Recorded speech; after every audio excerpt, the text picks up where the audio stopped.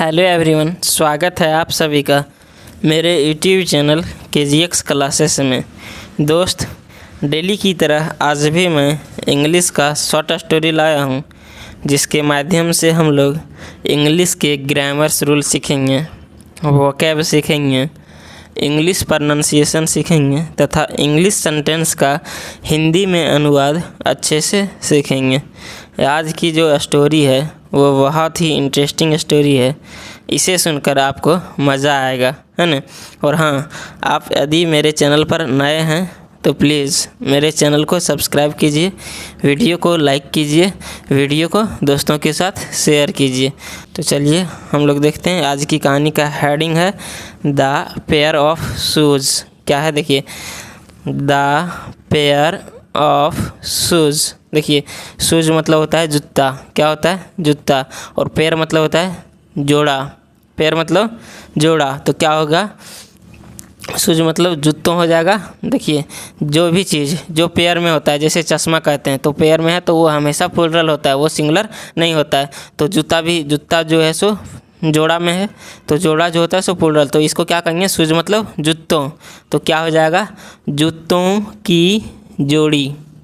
देखिए, जब भी प्रीपोजिशन हमको दिखता है, प्रीपोजिशन के सेंटेंस में जब भी हमको प्रीपोजिशन दिखता है, प्रीपोजिशन के बाद से हम लोग शुरू करते हैं। इसका हिंदी क्या होगा? जूतों की जोड़ी। क्या हो जाएगा? देखिए, पेयर मतलब होता है जोड़ी, जोड़ी, और शूज मतलब जूतों, तो हो जाएगा जूतों की जोड़ी, है ना। तो चलिए हम लोग स्टार्ट करते हैं। Once a family was going one vacation। देखिए, once मतलब होता है एक बार, एक बार। a family मतलब एक परिवार, was going जा रहे थे, one vacation छुट्टी पर। वैकेशन मतलब क्या होता है? वैकेशन मतलब होता है छुट्टी के दिन, छुट्टी पर। देखिए, ये जो सेंटेंस है ये पास्ट कॉन्टिन्यूअस टेंस में आता है। इसका क्या है, पहचानने का क्या नियम है? जब भी वाज या वर के बाद वर्ब की फोर्थ फॉर्म आपको दिखाई पड़े तो ये जो होता है सो फास्ट कंटिन्यूअस टेंस में होता है ना। इसका हम लोग हिंदी करते हैं रहा था, रहे थे, रही थी, है ना।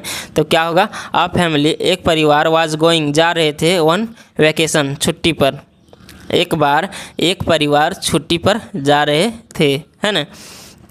The son was very excited। देखिए, एक्साइटेड मतलब होता है उत्साहित, उत्साहित, है ना। देखिए क्या है? The son was very excited। Son मतलब बेटा, था बहुत उत्साहित। वेरी मतलब क्या? बहुत। एक्साइटेड उत्साहित। बेटा बहुत उत्साहित था। For his father had bought a pair of expensive shoes for him। देखिए, फॉर मतलब होता है के लिए, लेकिन यहाँ जो फॉर का सेंस आएगा, फॉर का अर्थ आएगा, वो आएगा क्योंकि, क्यों कि, है ना। His father had bought a pair of expensive। Expensive मतलब होता है महंगा, महंगा, कीमती। शूज़ मतलब जूतों, फॉर हिम उसके लिए।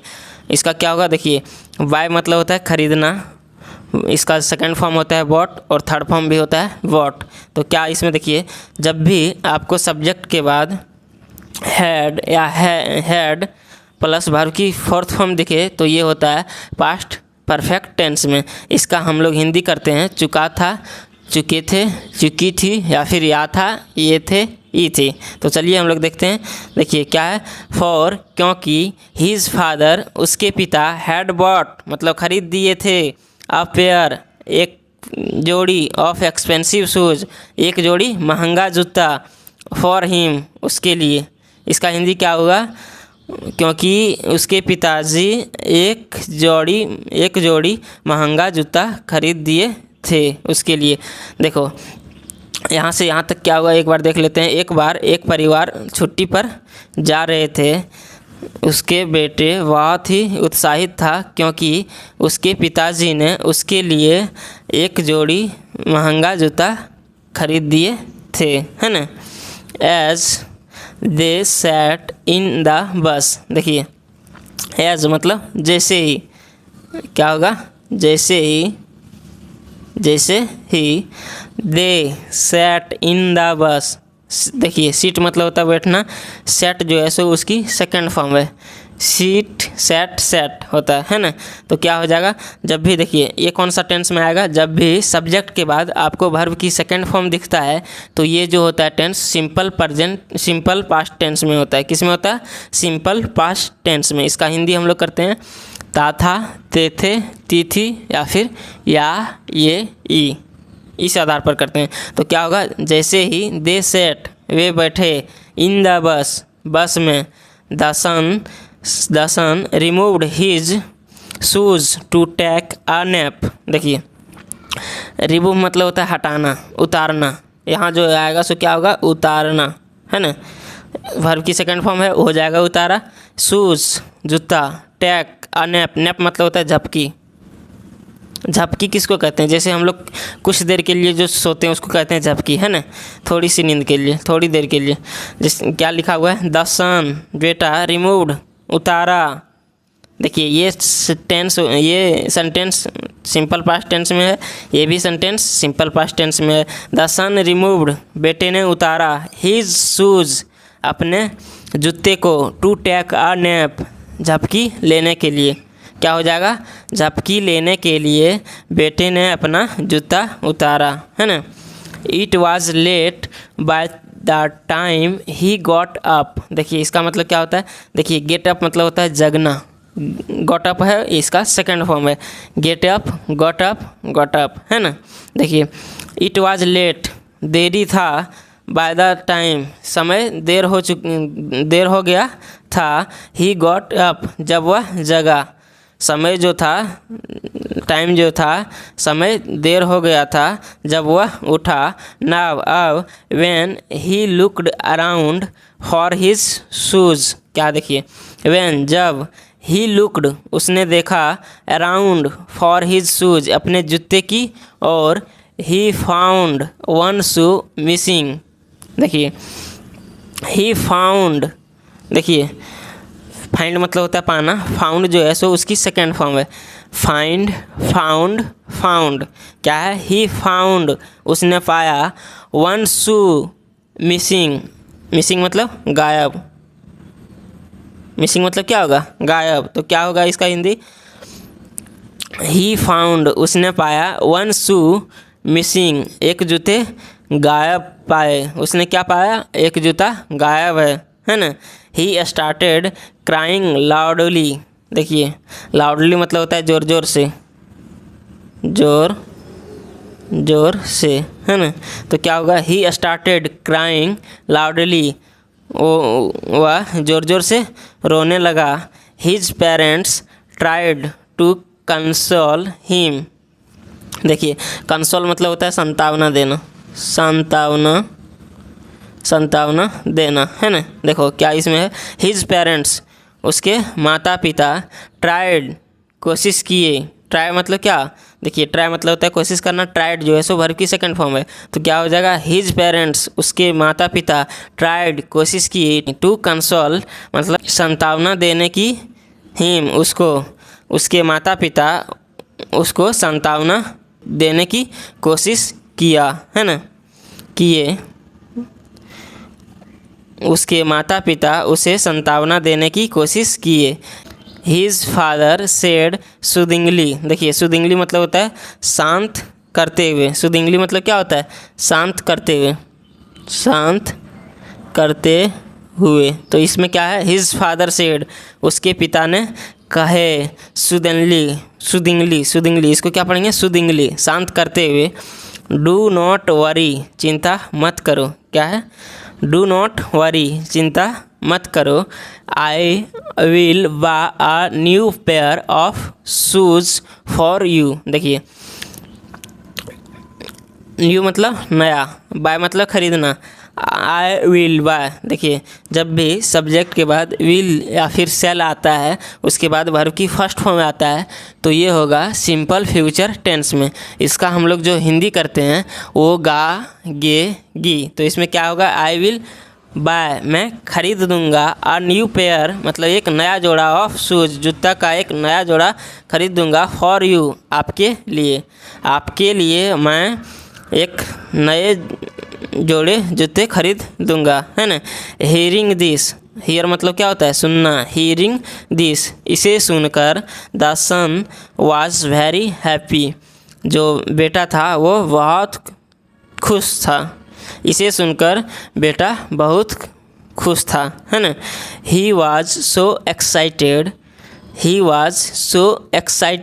डैट, वह इतना उत्साहित था। एक्साइटेड मतलब क्या, उत्साहित।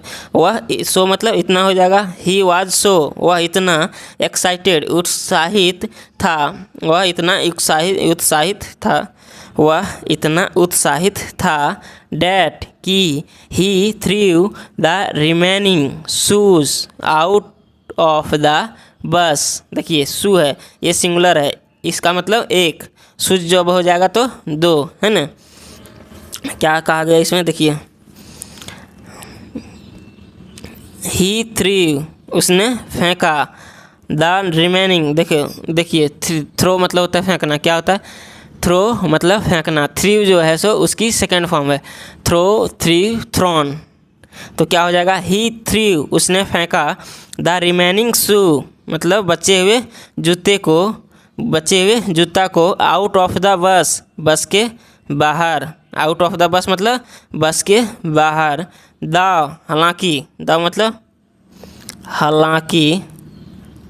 हालांकि his parents tried to stop him, हालांकि हिज पेरेंट्स उसके माता पिता ट्राइड कोशिश किए, टू स्टॉप रोकने का, हिम उसको, इसका क्या होगा, उसके माता पिता उसे रोकने की कोशिश किए।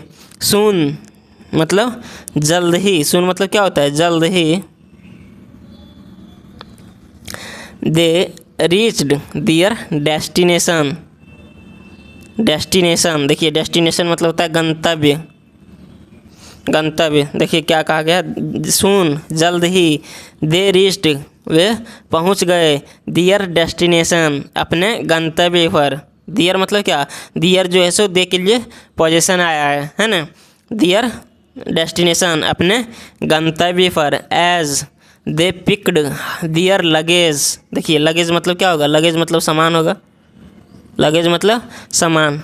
दे एज मतलब जैसे ही, दे पिक्ड उसने उठाया, वे लोग उठाए, दियर लगेज अपने सामान को। They found the missing shoe under a bag. देखिए दे फाउंड उसने पाया, द मिसिंग शू मतलब गायब जूता, अंडर अ बैग में, अंडर या बैग के नीचे। अंडर मतलब क्या होगा, अंडर मतलब के नीचे होता है, के नीचे, है ना। तो इसका पूरा हिंदी क्या होगा, जैसे ही वे लोग बैग सामान को उठाए, वे लोग पाए गायब जूता को अंडर आ बैग मतलब बैग के नीचे, थैला के नीचे उसने पाया, है ना।